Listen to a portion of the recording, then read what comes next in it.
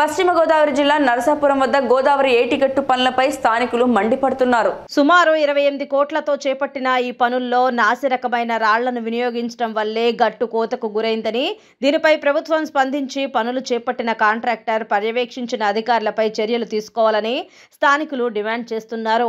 ఇటు కోతకు గురైన ప్రాంతాన్ని మాజీ మంత్రి కొత్తపల్లి సుబ్బారాయుడు పరిశీలించి బాధిత అధికారులపై చర్యలు తీసుకోవాలని డిమాండ్ చేశారు. పనులు చేపట్టి 3 నెలలు గడవకుండానే గట్టు కొట్టుకుపోవడం సిగ్గుచేటన్నారు. టీడీపీ నాయకులు కొవ్వలి నాయుడు, జనసేన నాయకులు బొమ్మిడి నాయకర్ కూడా కోతకు గురైన ఏటిగట్టు ప్రాంతాన్ని పరిశీలించి వైసీపీ ప్రభుత్వ అవినీతికి గట్టు పనులే నిదర్శనమని మండిపడ్డారు. దీనిపై స్థానిక ఎమ్మెల్యే ముదునూరి ప్రసాదరాజు బాధ్యత వహించాలని వారు డిమాండ్ చేశారు. ఈ ఏటిగట్టును చూస్తుంటే తెలుస్తుంది వైసీపీ ప్రభుత్వం ఎంత అవినీతిమయం అన్నది. ఈ ఏటిగట్టు నరసాపురాన్ని కాపాడడానికి అని తెలిసి కూడా ఇక్కడ 28 కోట్లు శాంక్షన్ అయినా కూడా నాణ్యతాపరమైన లోపం వల్ల ఇవాళ ఏటిగట్టు మొత్తం కృంగిపోయి నరసాపురానికి ఎంత ప్రమాదకరమైన పరిస్థితి తీసుకొచ్చారో ఏటిగట్టును చూసి తెలుస్తుంది. మరి ప్రసాదరాజు గారు దీనికి ఏం సమాధానం చెప్తారు, కాంట్రాక్టర్ మీద ఏ విధంగా బాధ్యత తీసుకుంటారు, నరసాపురాన్ని ఏ విధంగా రక్షిస్తారు అన్నది మరి ఆయన ముందుకొచ్చి మాట్లాడితే తెలుస్తుంది. ఈ విధంగా ఇది ప్రజలకు ఇబ్బంది పడే కదా, నరసాపురాన్ని కొట్టుకెళ్ళిపోయే విధమైన పని కూడా ఆయన సీరియస్గా తీసుకోకపోవడం, మరి ఇవాళ ఆయన ఏ విధంగా దీనికి సమాధానం చెప్తారు, ప్రభుత్వం ఏ విధంగా దీన్ని ఆన్సర్ చేస్తుంది, మన నరసాపురం ప్రజలు ఏ విధంగా దీనికి రక్షణ కల్పిస్తారని చూడాలి.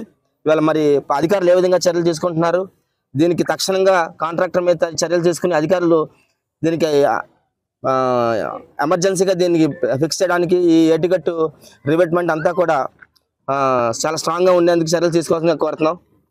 ప్రభుత్వం దీని మీద ఖచ్చితమైన నిర్ణయాలు తీసుకొని ఖచ్చితమైన యాక్షన్ తీసుకొని దీనికి బాధ్యత ఎవరైనా గుర్తించి మరి దాన్ని ప్రసాదరాజు గారు కాపాడకుండా ఆయనకు అవినీతి లేదని నిరూపించుకోవాల్సిన అవసరం.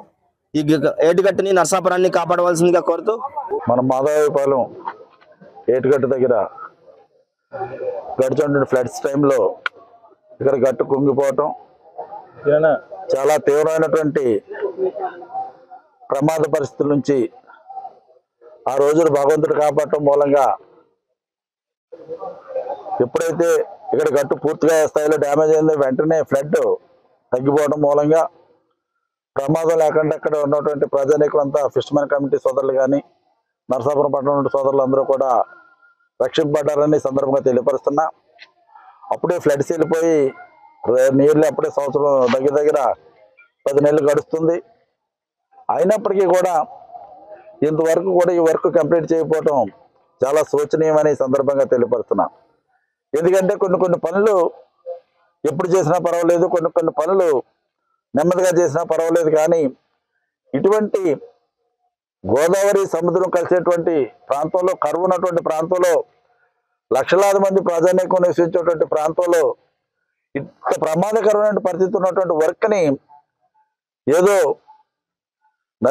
అతి సామాన్యమైన వర్క్ ఏదో ఒక ఏళ్ల మధ్యన ఏదో